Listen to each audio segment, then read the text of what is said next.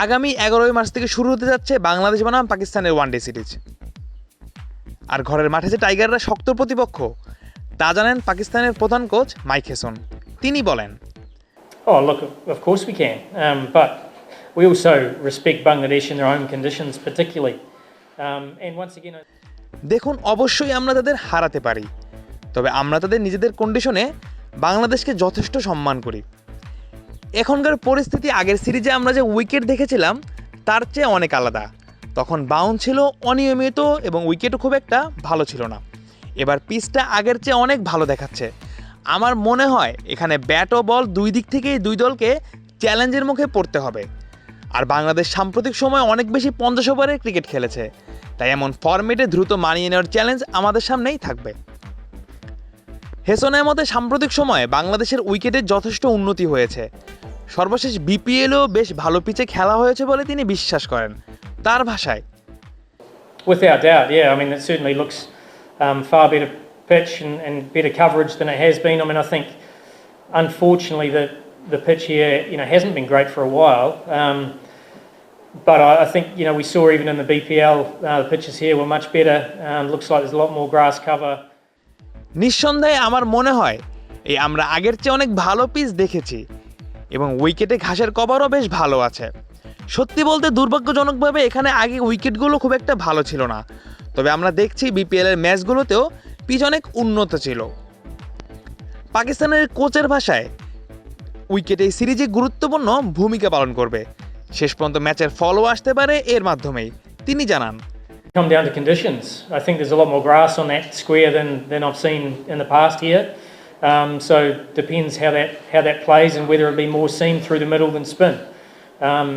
But we certainly think we've got some good enough spinners through the middle. If there's anything on offer that we can squeeze, and we can certainly create some wicket taking opportunities. But that'll be very much pitch dependent. আমি condition দেখতে যাচ্ছি। আমার মনে হচ্ছে এখানে আগে যতবার দেখেছি তার তুলনায় ঘাস একটু বেশি আছে, তাই উইকেটটা কীভাবে আচরণ করবে আর মাঝের ওভারগুলোতে বল কতটা সিম কাজ করবে সেটার উপর অনেক কিছু নির্ভর করবে। তবে মাঝের ওভারগুলো সামলানোর মতো ভালো স্পিনে আমাদের দলে আছে বলেই আমরা বিশ্বাস করি। উইকেটে যদি সামান্য কিছু সহায়তাও থাকে আমরা সেটাকে কাজে লাগিয়ে প্রতিপক্ষকে চাপে ফেলতে পারি এবং উইকেট নেওয়ার সুযোগ তৈরি করতে পারি। তবে শেষ পর্যন্ত সব কিছুই নির্ভর করবে পিচের আচরণ ও ম্যাচের পরিস্থিতির উপর। এছাড়া এই সিরিজে পাকিস্তানের স্কোয়াডে ডাক পেয়েছেন এমন 6 জন ক্রিকেটার যাদের এখনও ওয়ানডে ফরম্যাটে অভিষেক হয়নি। তবে এই 6 জনের মধ্যে আছেন সাহিবজাদা ফারহানের মতো টি-20 স্পেশালিস্ট, যিনি সদ্য শেষ হওয়া বিশ্বকাপেরও সর্বোচ্চ রান সংগ্রাহক হয়েছেন। হেসন বলেন, or just leading into it. So, it depends how many players debut here. There's a lot of players that have been around the circuit for a while and been waiting for this opportunity. Someone like Sabzada Farhan has obviously forced his case through how well he's done in the T20 World Cup, but he's also done very well domestically when he's been able to play 50-over cricket as well. So been on the fringes for a while. So these are names that you haven't been able to see, and it's an opportunity for them to show how good they are in the series. দলে এমন অনেক cricketer আছে যারা দীর্ঘদিন ধরে ঘরোয়া ক্রিকেটে ভালো করছে এবং এই সুযোগের অপেক্ষায় ছিল।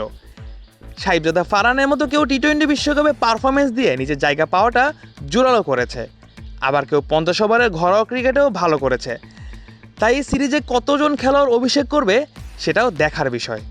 অনেকের কাছে এই নামগুলো হয়তো খুব পরিচিত নয়। এই সিরিজটা তাদের জন্য বড় সুযোগ।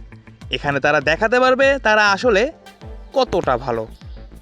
Mujahidul Islam Zahid, on field.